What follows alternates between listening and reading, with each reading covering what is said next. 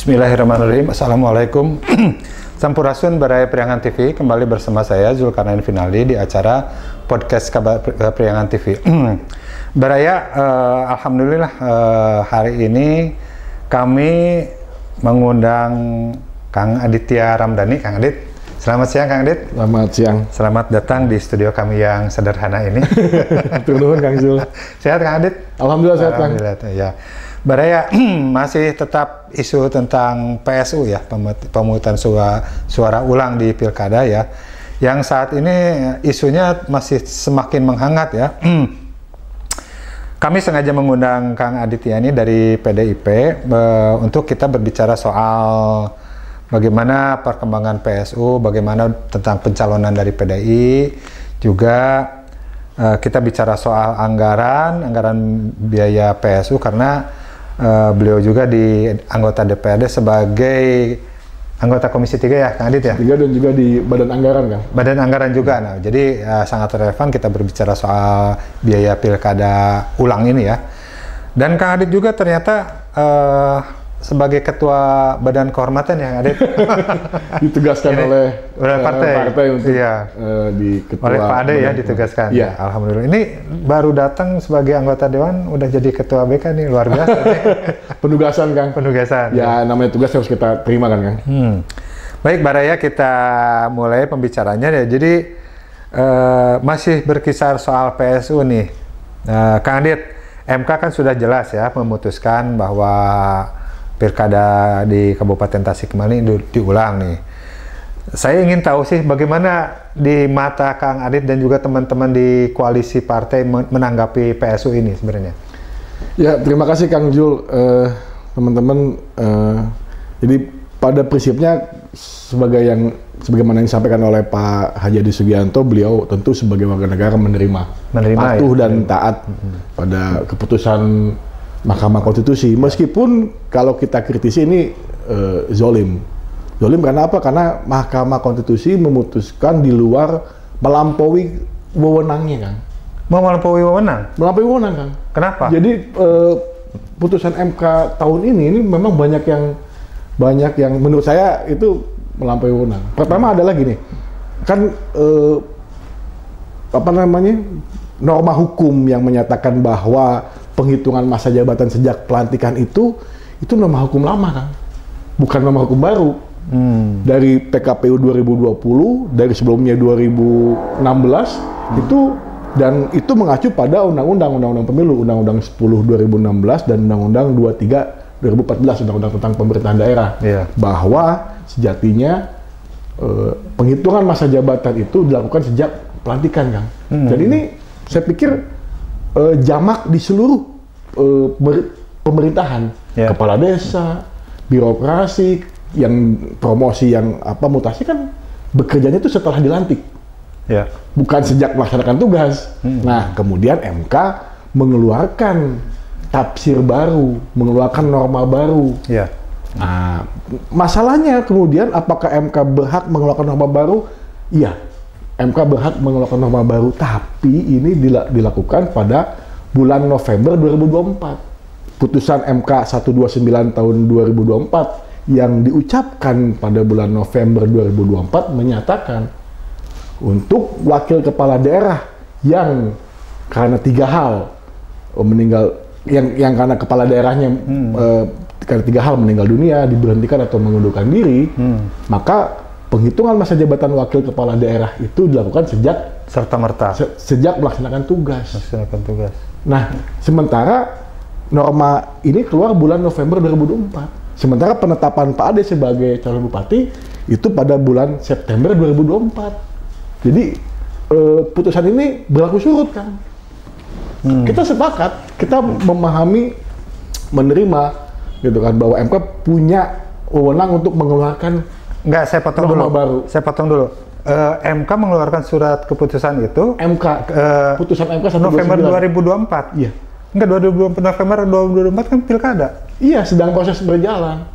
Jadi putusan MK nomor 129 tahun 2024 itu yang kemudian diucapkan pada bulan November itu atas gugatan siapa namanya, Gubernur Bengkulu terpilih sekarang, bukan Helmi Mian, Helmi Hasan dan Mian itu menggugat ke MK bahwa penghitungan masa jabatan jangan sejak pelantikan gitu kan, tapi sejak melaksanakan tugas. Gitu, ya. Tapi kemudian oleh MK ditolak. Jadi norma hukum, saya lupa lagi, kalau nggak salah pasal 161 Undang-Undang 10 tentang penghitungan masa jabatan sejak pelantikan itu masih berlaku kan.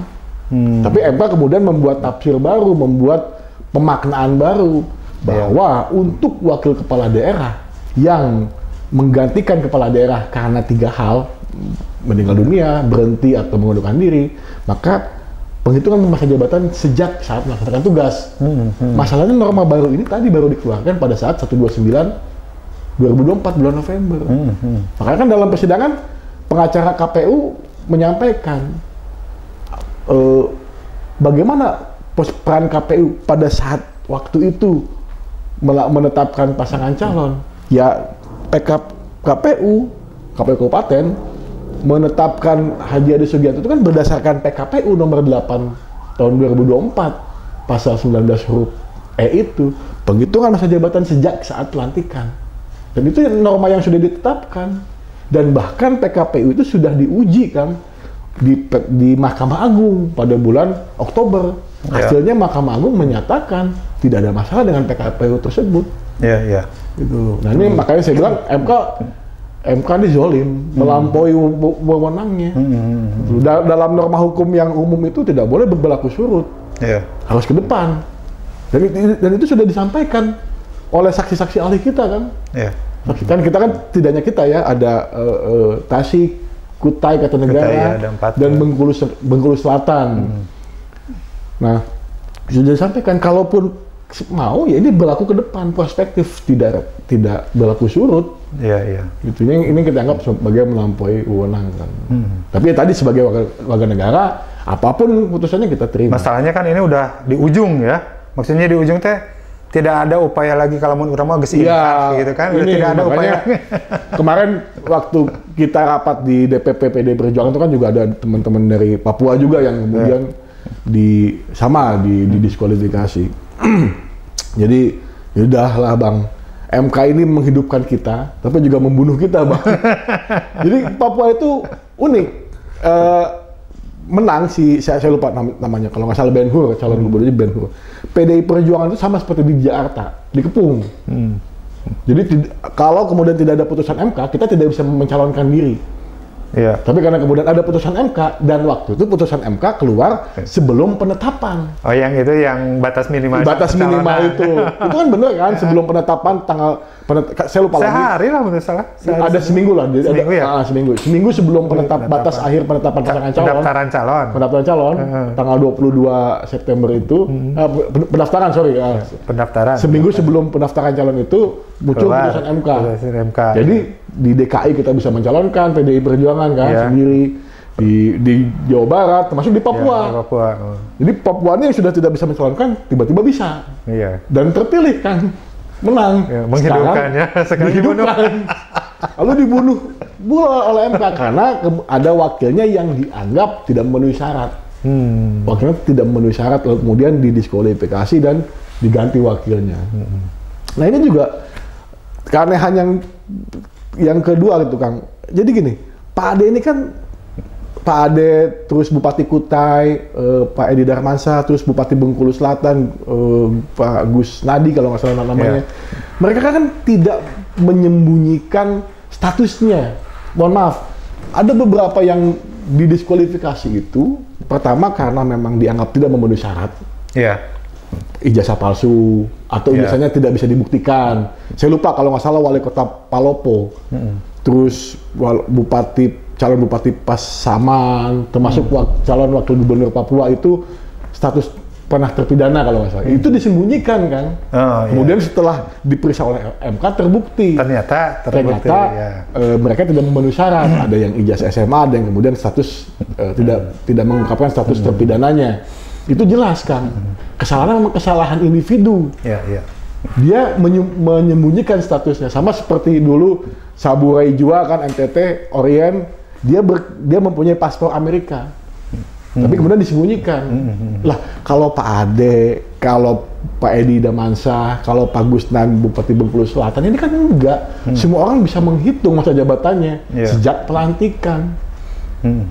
Gitu Bang, sejak pelantikan. Bahwa kemudian MK mempunyai tafsir lain, pendapat lain, norma baru, ya terapkan ke depan dong, jangan ke belakang gitu loh. Dan yang parahnya lagi Kang, kalau MK kemudian berpendapat bahwa penghitungan masa jabatan sejak melaksanakan tugas, dan Pak Ade lebih 18 hari kan? 18 hari. Ya, 18. Pada saat Pak Ade cuti 2020, waktu itu digantikan oleh pejabat bupati Pak Hening, kan 3 bulan beliau tidak melaksanakan tugas. Betul. Tidak dikurangi kan? Ya kan? Logikanya kalau masa jabatan dihitung sejak melaksanakan tugas, MK berpendapat dari 5 September itu dihitung dong gitu. Ya itu hitung dong itu, karena Pak Ade cuti 3 bulan. Ya. Ini cuti bener karena ada pelantikan PJ. Waktu itu kan Pak Ade ada serah terima jabatan kan, Pak Ade menyerahkan jabatannya ke Pak Hening sebagai PJ Bupati selama 3 bulan selama masa kampanye. Ini nggak dihitung kan. Jadi ini udah, ya saya pikir zolim loh. Sangat zolim. Tapi ya kita menerima dan ya langsung Pak Ade ini udah move on. Malah saya yang belum move on sebenarnya. Jujur, memang jadi Kang Adit yang belum move on ya. Maaf Kang, saya meskipun tidak pernah tamat di STHG, saya orang hukum gitu kan, paling enggak tahu lah. Ini wah kebangetan ini Kang. Bener-bener. Itu yang lebih parah Kang, kalau kita mau cerita, saya baca putusan-putusan MK ini. Ada kasus di Gorontalo Utara Kang. Ya, Gorontalo Utara, nanti koreksi kalau saya salah. Jadi gini Kang, ada 3 pasang calon. Saya lupa namanya, tapi saya ingat-ingat. Pertama, siapa namanya? Romi ini calon terpilih, 49.000 suara kalau nggak salah. Yang kedua Torik itu 20 ribuan suara. Yang ketiga Ridwan 5.000 suara. Nah, si Torik ini menggugat ke MK, menggugat Roni dan menggugat Ridwan. Roni dianggap ijazah palsu, Ridwan dianggap mantan terpidana. Oleh MK kemudian diperiksa. Maka Roni ini tidak terbukti ijazah palsunya. Hanya ada salah nulis. Bukan, ada perbedaan ijazah dengan KTP elektronik. Jadi Roni K apa, yang satu Roni tanpa K. Jadi tidak terbukti. Yang terbukti mantan terpidana adalah si Ridwan. Yang 5.000 itu. Yang 5.000 itu kan. Apa coba keputusannya? PSU kan. Gila gak kan? Nah, Ridwan ini kan tidak pengaruh. Kalaupun yang 5.000 Ridwan ini masuk ke si Torik, ya tidak mempengaruhi hasil dong. Ingat, PHPU. MK itu dalam konteks ini adalah PHPU, perselisihan hasil pemilihan umum. Jadi MK juga melihat, kalaupun ada pelanggaran-pelanggaran yang tidak merubah hasil, ya sudah. Bukan di ignore, bukan diabaikan gitu kan, tapi tidak mempengaruhi hasil. Kalau kita bisa berdramatisir, bisa berkong kali kongnya. Ya saya nggak tahu.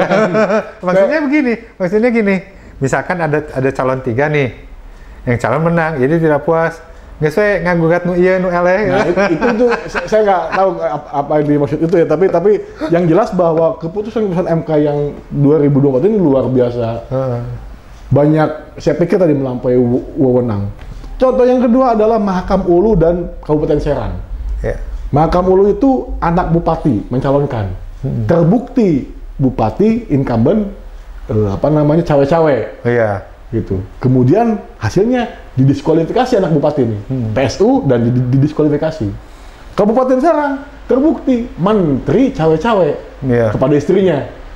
Tapi tidak didiskualifikasi, hanya PSU. Ya kan? Satu kasus yang sama ada pejabat pemerintah yang kemudian cawe-cawe terbukti TSM. Tapi hasil keputusannya beda. Beda, yang satu diskualifikasi, yang satu PSU. Tidak. Dua-duanya PSU. Dua-duanya PSU. Jadi kan kalau kita pelajari nih Kang, saya pikir ini tadi melampaui wewenang dan cenderung aneh. Kang, punten.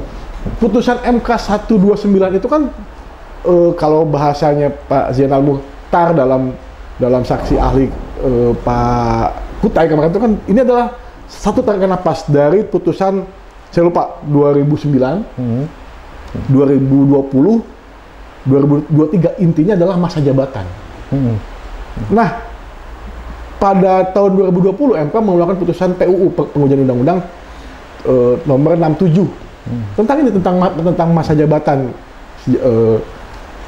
yang kemudian ini ditolak, ini dipakai oleh MK untuk memutus perkara PHPU, perselisihan hasil pemilu Kabupaten Bone Bolango, Gorontalo. Ini si Hamim Pou ini itu sudah menjabat sebagai PLT Bupati sejak dilantik. Jadi saat dilantik bupatinya ketangkep, saya lupa namanya, Abdul apa gitu ya, ditangkap oleh KPK, lalu kemudian PLT dong oleh si Hamim Pou, wakil bupati ini. Itu hampir 2 tahun PLT, lalu 5 bulan setelah 2 tahun PLT, bupati yang di penjara ini meninggal dunia, lalu dia proses transisi menjadi bupati definitif. Ini tetap dibebaskan kan, maksudnya dibebaskan, tidak diterima ininya. Jadi kita sebenarnya punya referensi bahwa MK mempunyai pendapat, istilahnya jurisprudensi ya kan, kalau dalam hukum pidana. Kalau MK tidak menolak menggunakan istilah itu, tapi putusan MK tahun 2021 Kabupaten Bone Bolango itu tetap penghitungan masa jabatan sejak pelantikan. Baru pada 2024 inilah kemudian MK menggunakan norma baru itu tadi kan. Jadi ini luar biasa aneh. Saya pikir kalau ada ruang banding gitu ya, ini pasti kan pasti. Tapi karena tidak ada udah ujungnya, udah ujung, dan ini saya pikir ini kemarin kita sudah menyampaikan ke teman-teman fraksi di Komisi 2 tentang kewenangan MK ini memang harus ditinjau ulang lah. Maha benar MK dengan segala keputusannya kan.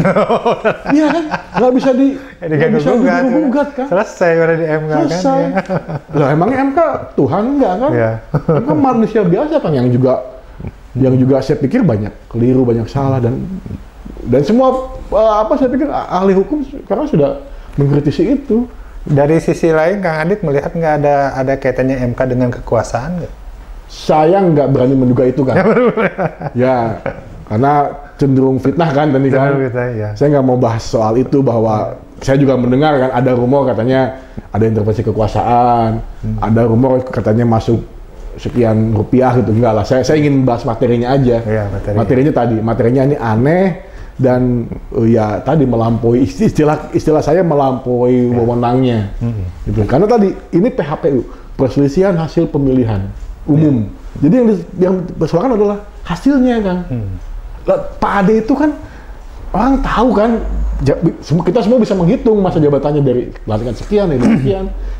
Beliau tidak menyembunyikan statusnya, tidak menyembunyikan kesalahannya. Beda dengan beberapa tadi calon yang didiskualifikasikan, mantan terpidana menyembunyikan, yang tidak punya ijazah SMA, tidak ketemu hasil paket C-nya segala macam. Pak Ade itu tidak, itu semuanya terbuka, orang bisa menilai. Hanya karena MK mempunyai pendapat penafsiran hukum baru, membuat norma hukum baru, lalu kemudian diterapkan, berlaku surut. Ini yang kurang ajar kan, menurut saya, melampaui wewenang lah. Melampaui wewenang. Kang, tadi kan udah ini ya, udah move on tadi ya, Pak Ade udah. Pak Ade move on, saya belum. di partai koalisi gimana? Kalau partai ya berpengaruh nggak dampaknya, misalkan punten nih mah cek PKB T-nya gara-gara Pak Ade jadi kieu. Enggak. Seperti itu enggak? Enggak, Kang. Dari awal setelah pengucapan putusan itu kita sudah kumpul dan tadi menyerahkan sepenuhnya calon pengganti. Kan ini juga sempat ada di Kutai, kebenaran waktu rapat bareng kan ya, di Kutai itu waktu rapat bareng juga ada perkembangan penafsiran bahwa bisa kan nih calon wakil. Jadi di Kutai ini Kang, di Kutai itu paket PDI murni. Ketua DPC-nya Pak Edi Darmansyah ini bupati, wakilnya bendahara DPC. Nah, si bendahara DPC ini, si Pak Randy ini mau maju menggantikan Pak Edi. Ya, dia jadi calon bupati. Dia jadi nomor 1. Tapi kemudian ya kita menyampaikan bahwa amar putusan MK jelas bahwa yang diganti hanya Pak Edinya, bukan calon wakilnya. Jadi nggak bisa sweet. Nggak bisa sweet kan, nggak bisa ditukar. Karena kalaupun nanti ditukar, Meskipun dia waktu itu beliau menyampaikan kami punya ahli hukum. Nah ini kita nggak mau lagi panjang gitu loh. Nanti kita udah menang digugat lagi gitu kan. Dan punten Kang, standar MK ini kan tadi Kang, saya mendengar informasi bahwa kubu lawan itu berharap seperti Kabupaten Saburai Jua NTT tahun 2021. Jadi MK itu di tahun 2021 pernah mendiskualifikasi pasangan namanya Orien. Beliau ini terbukti berkewarganegaraan ganda, punya paspor Amerika. Ya. Nah, didiskualifikasi. Tapi karena 3 pasang calon di Saburai Jua waktu itu, yang didiskualifikasi itu paket kan, pasangan. Iya. Jadi PSU hanya menyertakan 2 pasangan. Jadi sisanya 2 gitu kan? Iya, nggak. Iya mah dianggap gugur gitu. Ya, saya mendengar dari pihak lawan juga berharap seperti ini kan. Awalnya. Saya mendengar gitu kan, dan mereka cukup kaget juga begitu putusan MK kok jadi gini sekarang. Jadi kalau ditanya bagaimana standar MK, nggak punya standar kan. Standarnya ya kumaha mereka. Jadi di sini MK dalam keputusan ini fair oke berartinya. Dalam konteks ini fair. Gitu loh, mengganti Pak Ade. Meskipun juga tidak fair amat kan. Ya kalau misalnya gitu kan, kalau misalnya kita memakai logika yang lurus 52% kan suara masyarakat. Atau kalau Pak Ade kemudian dianggap tidak memenuhi syarat, ya udah tetapkan Ade Iip, Adenya copot ganti. Ya kan? Kan Iip tidak bersalah kan? Iya. Kang Iip kan tidak bersalah. Beliau mengikuti pilkada dengan baik, benar, jujur, demokratis segala macam. Lalu kemudian beliau tanpa PSU kan gitu maksudnya. Tanpa PSU kan. Hormati dong. Tetapkan ini pemenang kalau ganti orangnya gitu, ya. Tetap pemenang, tapi karena Pak Ade tidak memenuhi syarat, coret, maka Pak Iip jadi bupati. Iya. Gitu kan? Sesimpel itu kan sebenarnya mah. Ya, mohon maaf, agak beda tapi kira-kira seperti Ciamis kan. Ketika wakilnya meninggal dunia kan, kalau ini mah didiskualifikasi ku MK, ya didiskualifikasi ku Allah gitu. Meskipun tidak ini, tapi kira-kira seperti itu ya, ganti aja kalau memang beliau dianggap tidak memenuhi syarat. Tapi hormati dong suara 52% yang sudah memilih pasangan Ade Iip. Karena di antara itu pasti ada yang memilih Pak Iip. Iya kan? Kita nggak tahu berapa persentasenya, tapi ada suara Pak Iip di sana.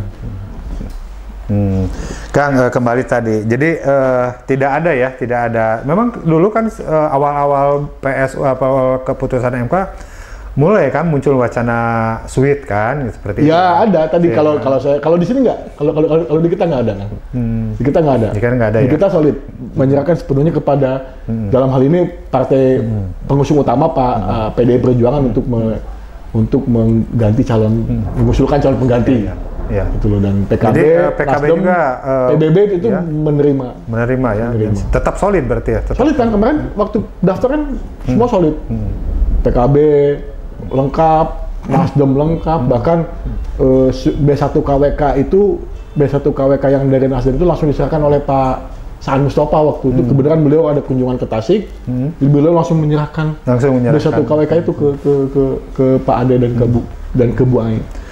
Dan kemudian sekarang kita tahu semua bahwa akhirnya Bu Ai ya, Bu Haji Ai Diantani kemudian dipilih ya untuk menggantikan Pak Ade.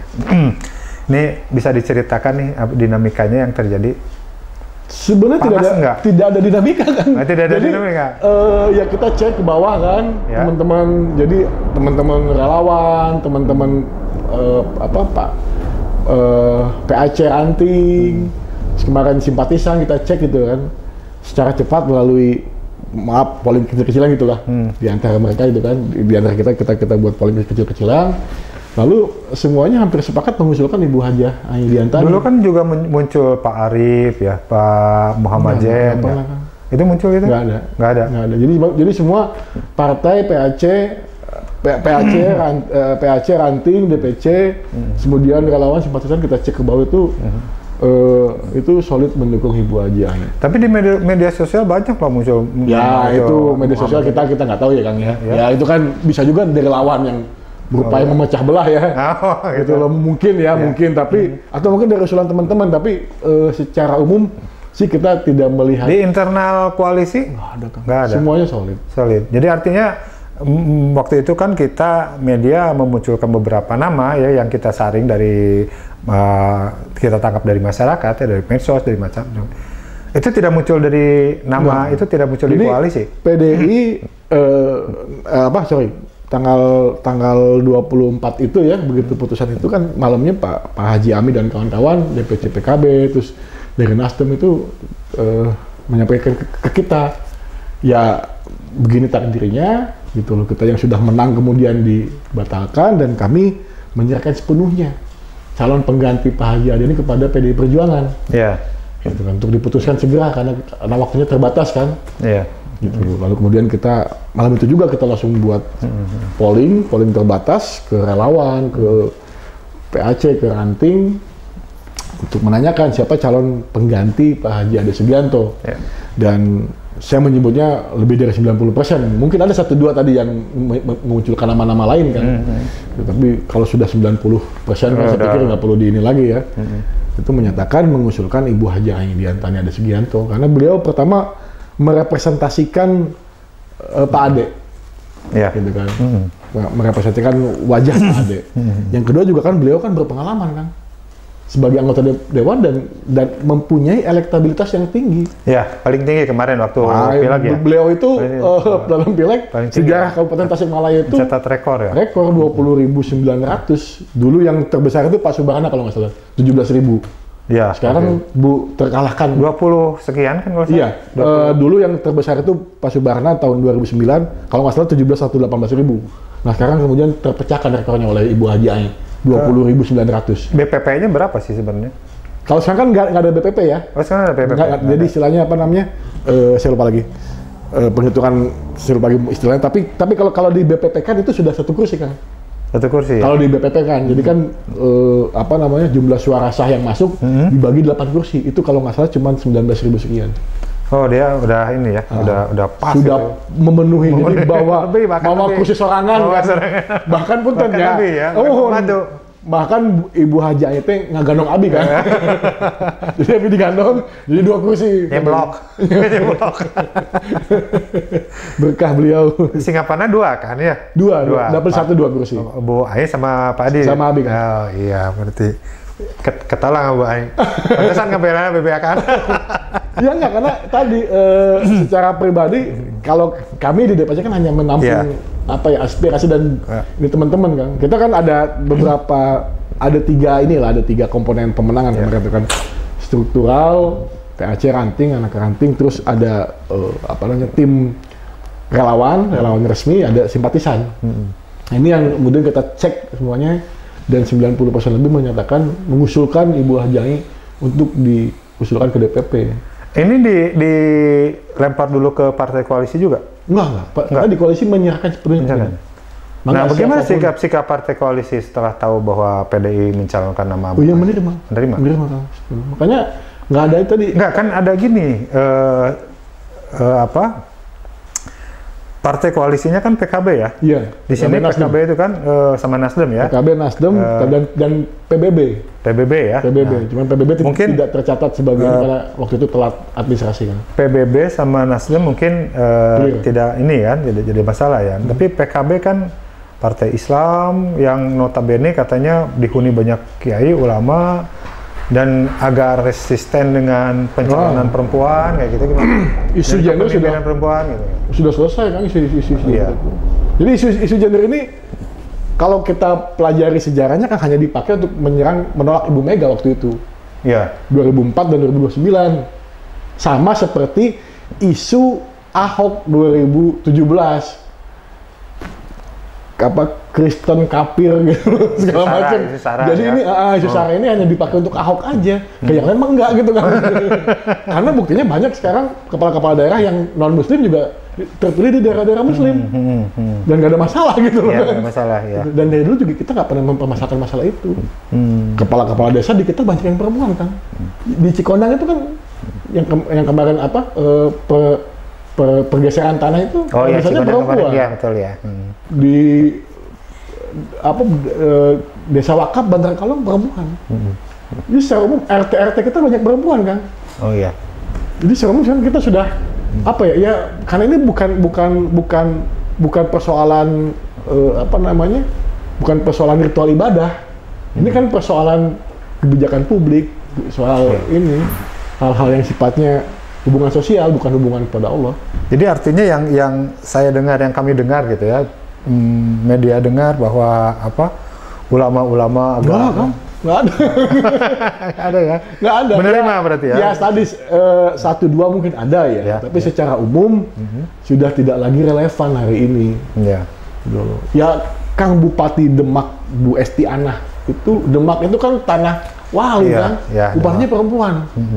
Shirley Coanda, Gubernur Maluku Utara, itu triple minoritas. Kristen, Cina, perempuan. Plus janda. Ya karena almarhum Benny Laus meninggal kan. Terpilih 60% di daerah Maluku Utara yang mayoritas Islam.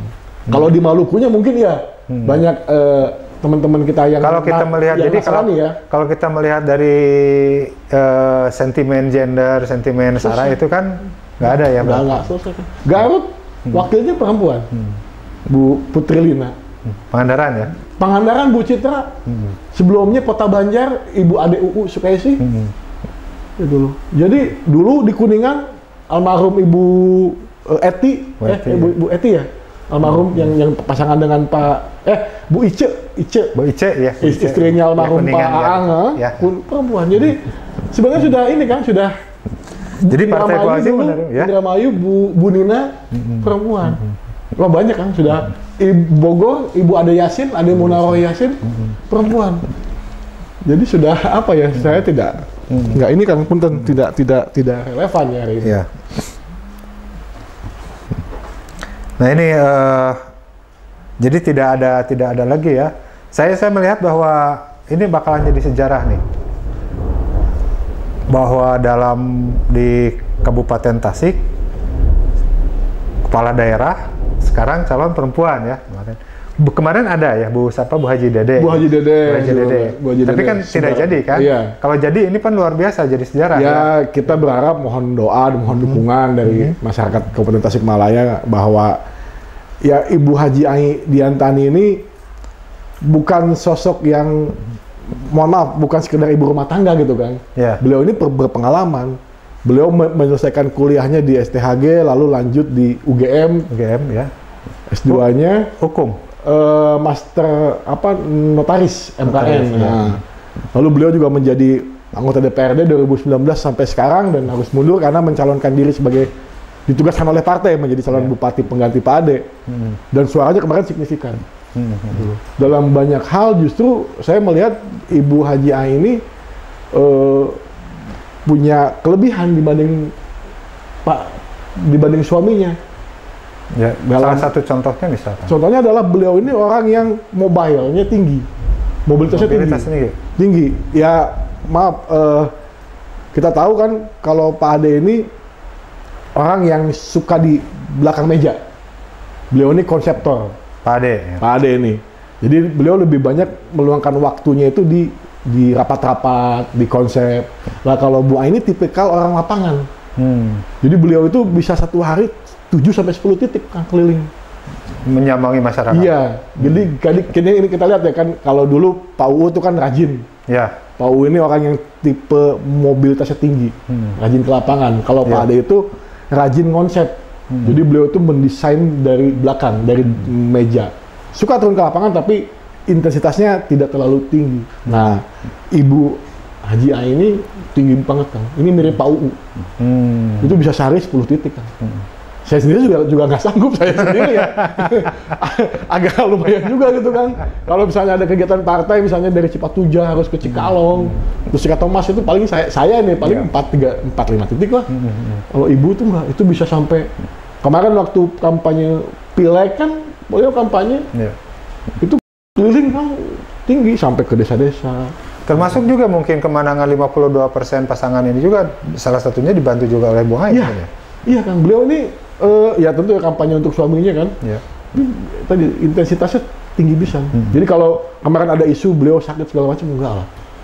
Beliau sehat lahir batin kan. Sehat lahir batin. Sehat lahir batin. Saya menyaksikan sendiri bagaimana kampanye beliau saat pileg, kan satu dapil ya kan? Ya. Satu dapil, dan kampanye kemarin beliau saat pilkada itu luar biasa. Tadi saya bilang saya itu cuma 4 titik yang paling lama tuh. Beliau enggak. Beliau mampu ketemu banyak orang, bersalam-salaman dengan banyak orang tuh tangguh, Kang. Dari sudut kepemimpinannya gimana, Pak? Ya, seperti kita tahu kan perempuan ini lebih banyak mengayomi, ya kan, lebih banyak mendengarkan, gitu loh. Lalu kemudian sense of humanity-nya kan tinggi banget kan. Jadi kalau ada orang sakit, kalau ada kemudian bencana alam itu dengan cepat respon. Kalau saya baca ya gaya kepemimpinan Pak Ade kan tadi, karena konseptor dia mengkaji dulu. Ini coba bagaimana misalnya? Ketika misalnya terjadi kemarin bencana pergeseran tanah ya, Cikondang itu. Beliau nggak langsung turun, cek dulu apa masalahnya. Lalu dipelajari dulu, ya. Aturannya seperti apa, baru kemudian beliau turun. Iya. Kalau ibu turun dulu, tinggal dulu situasi, baru kemudian nanti sebenarnya sama sih, saling melengkapi ya Kang ya. Dan tadi saya pikir dari sudut pandang ini Bu Haji Ai akan lebih mobile. Tapi bagaimanapun juga, terlepas dari apa yang dikatakan Kang Adit ya, dengan kapasitas ibu, bagaimana dukungan dari grassroots ya terhadap ibu ya, orang akan melihat bahwa ini tetap dinasti politik. Ya buktinya menang kan. Jokowi, Gibran, ya. Bu Sri Mulyani, Klaten, sama. Jadi saya pikir ini ada isu-isu itu, tapi kan orang lebih menyukai, Kang, survei kami terakhir itu orang yang menyukai Pak Ade, yang menginginkan kembali Pak Ade jadi bupati itu 60% lebih. 60%. Kami menganggap bahwa ibu ini merepresentasikan wajah Pak Ade, dan teman-teman juga di bawah menyatakan hal yang sama, bahwa Ibu Haji Ai Biantani ini representasi Pak Ade. Jadi rasa cinta, rasa kemudian hormat, rasa ingin memilih Pak Ade itu teralihkan ke Bu Ai. Jadi artinya kalau misalkan ini mah berandai-andai, kalau justru kalau pakai figur yang lain, ya kita juga tidak ada ikatan. Ya kan ada ikatan biologis, ada ikatan ideologis gitu. Yeah. Saya pikir kalau ikatan ideologis juga saya bisa mengklaim saya anak ideologisnya Pak Ade nih, gitu kan. Tapi kan tadi saya tidak merepresentasikan wajah Pak Ade dalam hal ini yang kemudian secara biologis gitu kan, suami istri dan kemudian punya pengalaman, teruji, terbukti mempunyai elektabilitas yang tinggi ya Ibu Haji Ai. Jadi tidak perlu khawatir dengan isu yang digemborkan soal dinasti politik. Ya tetap ada, kita catat itu sebagai sebuah PR kami ya dalam mengatasi itu. Tapi saya pikir tadi kalau survei dan kemudian beberapa kejadian pilkada membuktikan itu tidak relevan kan. Beberapa politisi bahkan saya pernah baca di ini menilai bahwa dengan digantinya Pak Ade nih, dengan siapapun situasinya akan jadi imbang. Kalau kemarin kan terlalu dominan Pak Ade nih sehingga menang telak 52% ya. Nah sekarang Pak Ade didiskualifikasi, ganti yang baru nih. Nah, orang menilai bahwa lamun kieu mah imbang cenah seperti itu. Menurut ada penilaian seperti itu tadi ada Kang, bahwa kita juga menilai ada dalam ini strategi ya. Jadi kita sudah menghitung gitu loh. Yang pasti ada penurunan tingkat partisipasi pemilih, gitu kan. Dan juga penurunan seluruh elektabilitas, tidak hanya Pak Ade, masuk Pak Cecep dan Pak Iwan. Ya kan? Jadi semua akan drop Kang, turun dulu nih. Ini yang kita pelajari dari teman-teman PSU yang teman-teman partai ya, kemarin partai membriefing beberapa kejadian kita PSU di beberapa daerah itu seperti ini. Jadi semuanya turun Kang. Tidak hanya kita, tapi yang pasti kita juga sudah punya modal elektoral yang cukup tinggi tadi. Kalau mohon maaf misalnya Pak Ade berturun dari 52 misalnya turun 10%, tinggal 42.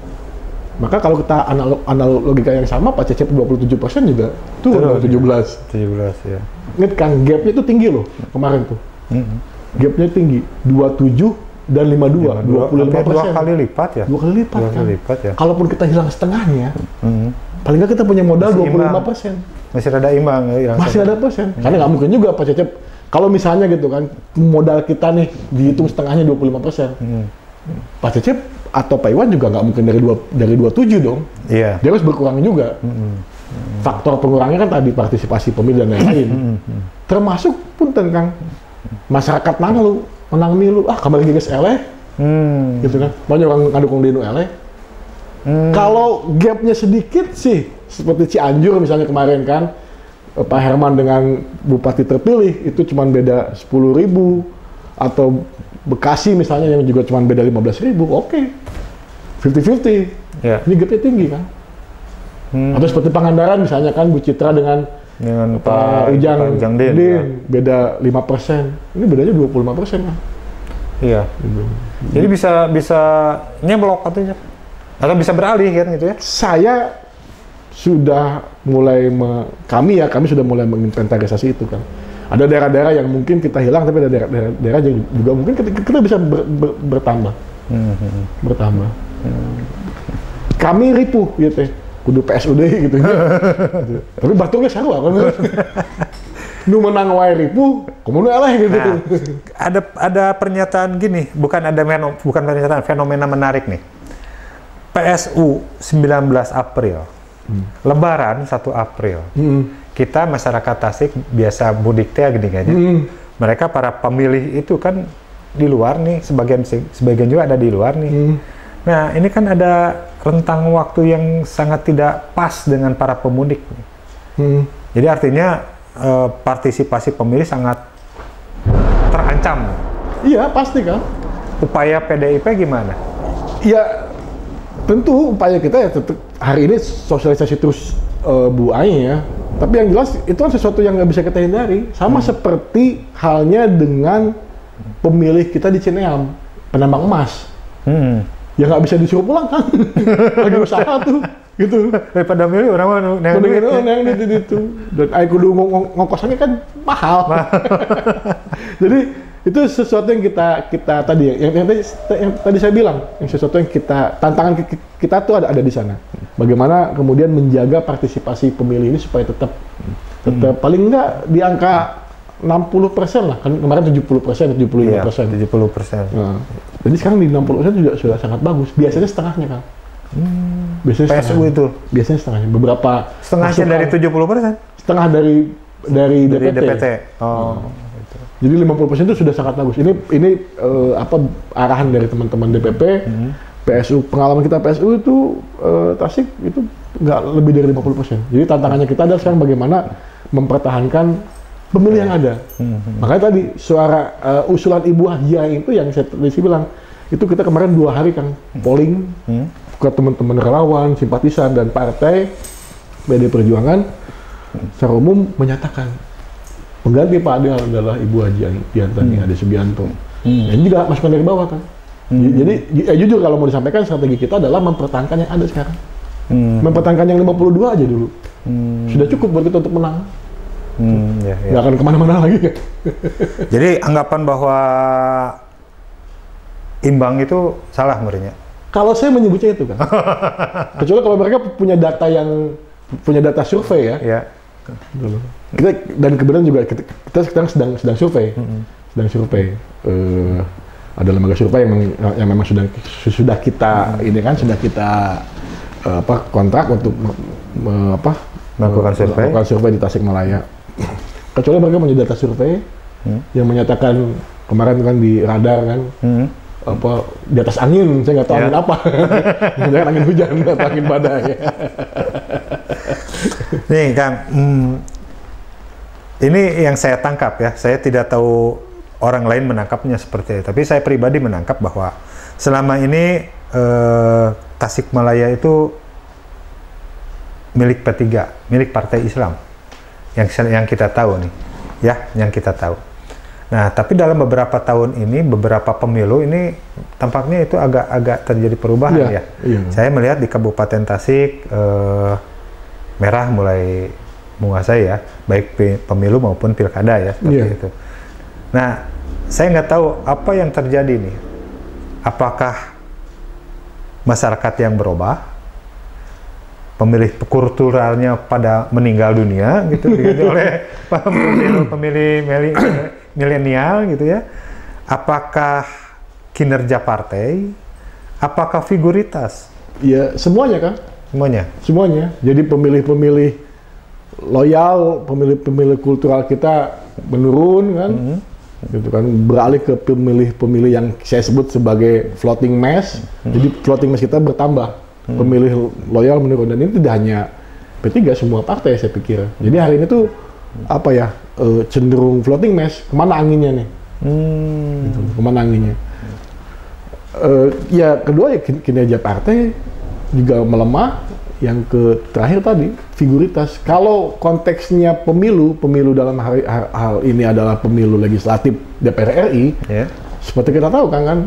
Jadi turunnya P3 itu, saya sempat ngobrol dengan Kang Asop. Jadi bukan salah kita, oke, bukan salah kompetitor, ya salah internal. Pertama adalah P3 nggak solid kan, di atasnya pecah. Ya kan, pasca Pak Soeharto Mono Arfa dan PLT itu Pak siapa? Saya lupa lagi. Pak Mardiono kan. Ini kan kebayang dong kan, mau pemilu pergantian ketua umum, ya pasti ada impact, ada imbas ke bawah, gitu. Jadi ketika PDI punya Bu Mega, punya Mbak Puan, punya Pak Ganjar, figur-figur yang kemudian menarik simpatisan orang, Gerindra punya Pak Prabowo, gitu. Lalu kalau Golkar saya meyakini sampai ini punya mesin, untuk Golkarnya kuat mesinnya. Tapi meskipun figur atasnya waktu itu tidak terlalu kuat ya, figur nasionalnya. Lalu PAN yang kemudian dengan apa namanya, gaya yang kekinian gitu kan. Semua kan PKB dengan Anies Caimin kemarin. Gitu. P3 kan hampir tidak punya kemarin ya, kalau kita bicara pemilu 2024. Dalam konteks lokal, saya ngobrol dengan Kang Asop. Kang Asop, tahu nggak kenapa Kang Asop kalah? Hilang kursi P3 di Dapil 2. Ya bukan karena kompetitor. Ini pernah kita alami PDI di 2019, Ibu Titin di Dapil 3. Kenapa? Karena pileg ini gotong royong kan, butuh banyak orang untuk berjuang mendapatkan satu kursi. Lah kemarin P3 Dapil 2 itu mirip dengan PDI Dapil 3 2019. Yang kerjanya sendirian kan, hanya Kang Asop, yang lainnya maaf calon pelengkap. Pun begitu pula PDI Dapil 3 Bu Titin, yang kerjanya Bu Titin, yang lain calon pelengkap kan. Jadi Bu Titin 6.000, tapi yang lain 100, 200, 700. Akhirnya akumulasinya tidak mencapai satu kursi. Ya hari ini faktanya caleg yang kuat, yang tadi katakan bawa kursi sorangan mah hanya Bu Ani. Yang lain punten kan, gotong royong. Itu loh. Jadi turunnya itu karena tadi. Nah, jadi kalau kemenangan, saya nyebutkan kemenangan PDIP ya di Kabupaten. Kemenangan Gerindra juga kan. Kemenangan Gerindra juga. Ya, maksudnya kan imbang ya, hampir-hampir imbang kan sebenarnya.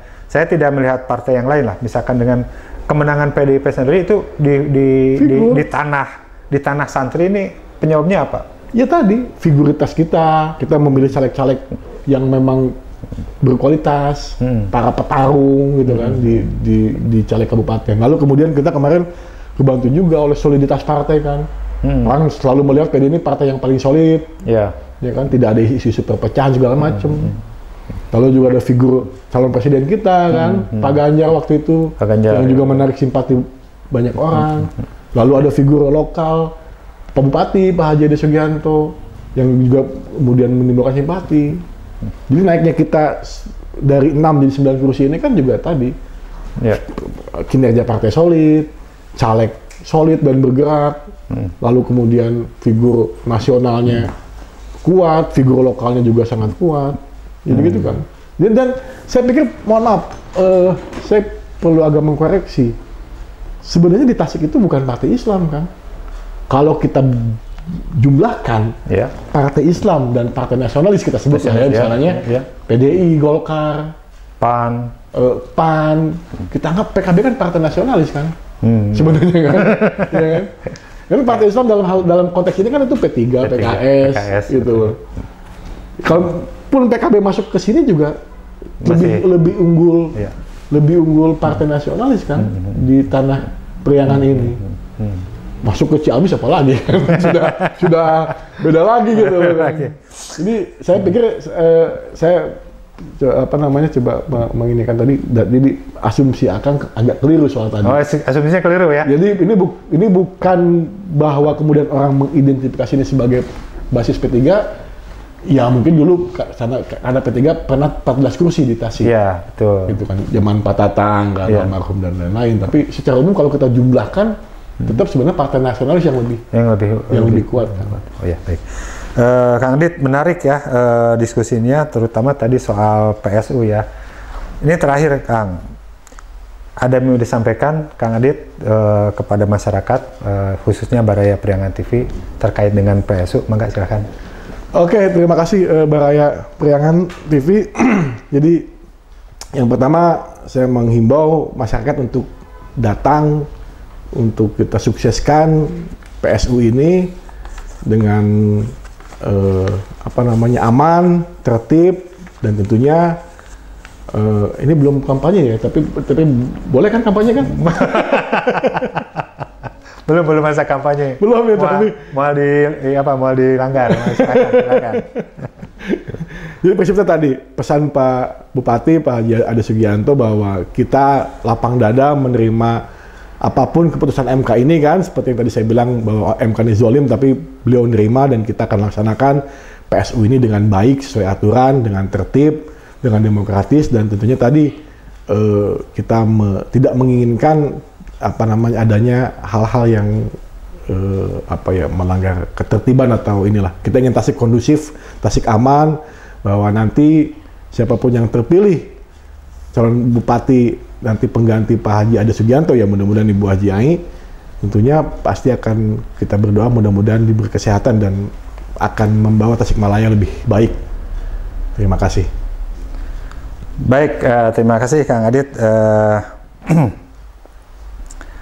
Terima kasih atas kehadirannya, menarik sekali pembicaraannya. Mudah-mudahan pembicaraan ini menambah wawasan, bermanfaat juga, dan juga tadi ya himbauannya untuk PSU, mudah-mudahan masyarakat pemilih bisa hadir dan ini tetap kondusif suasananya ya. Insya Allah Kabupaten Tasik tetap kondusif.